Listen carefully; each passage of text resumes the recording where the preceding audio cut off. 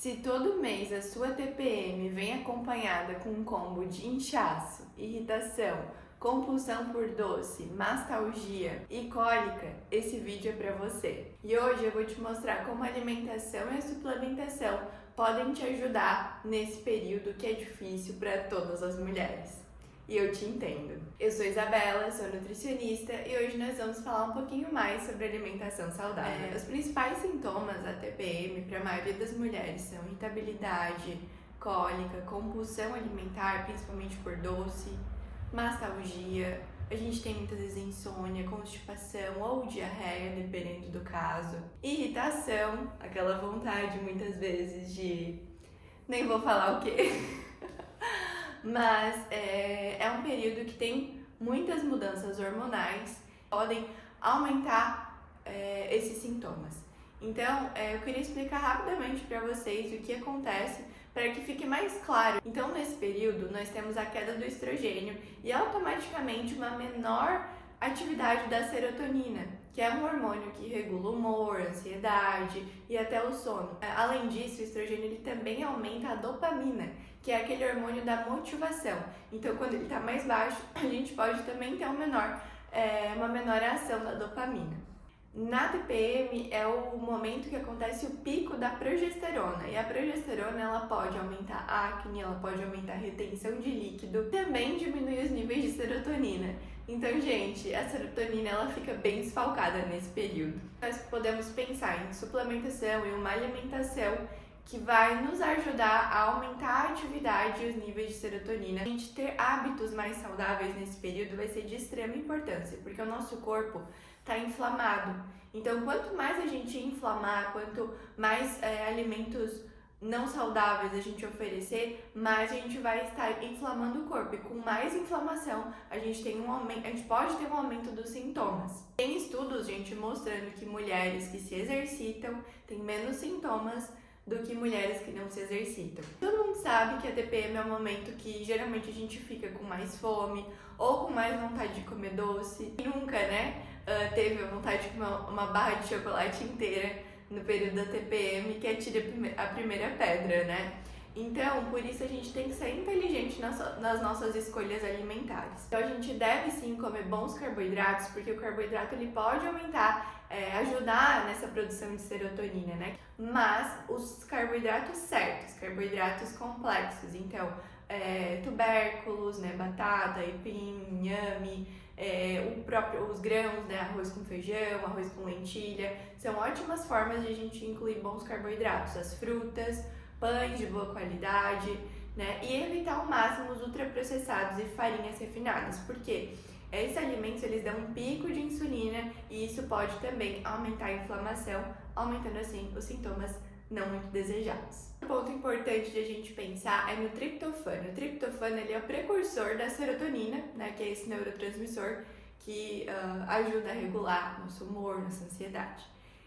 Então o triptofano está presente em alguns alimentos em quantidades baixas, mas a gente pode usar o que a gente tem aí ao nosso dispor. Então ele vai estar principalmente na aveia, na semente de abóbora, semente de girassol, também está no cacau. Então a gente pode fazer uma combinação de triptofano com carboidratos complexos, né? Então, por exemplo, arroz com lentilha, e a lentilha é um alimento que também vai ter triptofano. A gente pode comer uma banana com cacau, com chocolate 70%.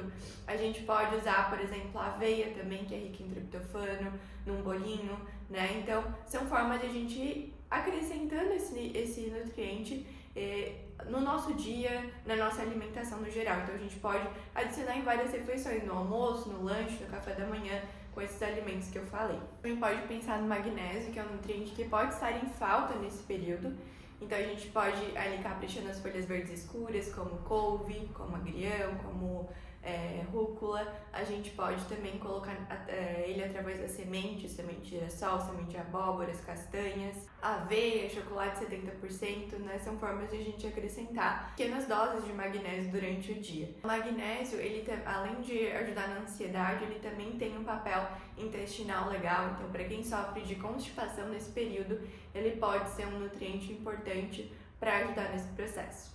As gorduras boas, né, principalmente pensando em vitamina E. A vitamina E é um antioxidante e tem uma ação anti-inflamatória incrível. A vitamina E está presente principalmente nas boas gorduras, então azeite de oliva, abacate, as próprias sementes. Então acrescentar fontes de gorduras boas, além de nos trazer saciedade, que é importante nesse período, elas também vão ter essa ação antioxidante e anti-inflamatória. Pensando em suplementação, né? Claro que isso precisa ser de forma individualizada, mas eu vou dar uma pincelada geral aqui para vocês terem conhecimento, mas a suplementação a gente precisaria fazer uma prescrição individualizada para vocês, né? Então, a gente precisaria analisar exames, ver o que está em falta.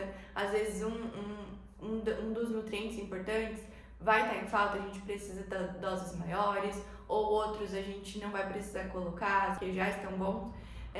Então, a suplementação é muito individual, mas eu vou falar alguns suplementos que também podem contribuir. O magnésio, como eu falei, a gente pode tanto colocar em forma de alimentação, né, como em suplementação em doses mais altas, que vai ter um benefício ainda maior. A vitamina B6 é um nutriente muito importante nesse processo, porque ela ajuda, ela está ali na cascata de transformação do triptofano para a serotonina. O óleo de prímula e de borragem, ele é bem falado, né? Principalmente pensando em mastalgia. Quem tem esse sintoma muito frequente, o óleo de prímula e borragem podem ajudar pela ação anti-inflamatória e antioxidante que eles têm. Quem tem problemas intestinais, quem piora muito o intestino nesse período, né? Sofre com constipação ou com diarreia, a gente pode usar nutrientes específicos para o intestino. Então, os probióticos, eles podem estar presentes, né? A gente usar diferentes cepas também pode ser um coadjuvante, porque a gente sabe que o intestino, ele pode nos deixar mais irritada, ele pode piorar nosso humor, dependendo de como ele está funcionando, né? E grande parte da serotonina está no nosso sistema gastrointestinal. Então, é importante que a gente tenha um intestino saudável e funcionando bem. Pode pensar em fibras, em probióticos, em prebióticos, que são os alimentos dessas bactérias boas. A gente pode pensar numa saúde intestinal geral. O zinco, ele também pode estar em falta nesse processo, então é importante sempre a gente analisar os exames, né? O zinco, ele é um nutriente maravilhoso para muitas funções e também pode ser um suplemento importante. A gente também pode pensar em chás como o gengibre, que vai ter uma ação anti-inflamatória muito legal para esse período, e também o de passiflora, que é um chá que vai ter um efeito mais calmante. Então, para quem sofre muito com irritabilidade, com ansiedade, pode usar o chá de passiflora ali 2 vezes ao dia. E pensando no que a gente deve evitar nesse período, né? Tudo que vai nos inflamar, como eu já falei no início do vídeo, né? Então, álcool, tentar evitar ao máximo, com alimentos muito condimentados, com, por exemplo, glutamato monossódico, excesso de sal, porque esses alimentos vão causar, piorar a retenção de líquido, que já é um sintoma bem típico da TPM. Então, a gente evitar esses alimentos, né, vai ter uma ação interessante. Evitar gorduras saturadas, né, como, por exemplo, excesso de gorduras animais, como frituras. Evitar também refrigerantes, bebidas açucaradas, carboidratos muito refinados, né, açúcar no geral, ultraprocessados, porque são alimentos que vão piorar toda essa inflamação, toda essa cascata inflamatória.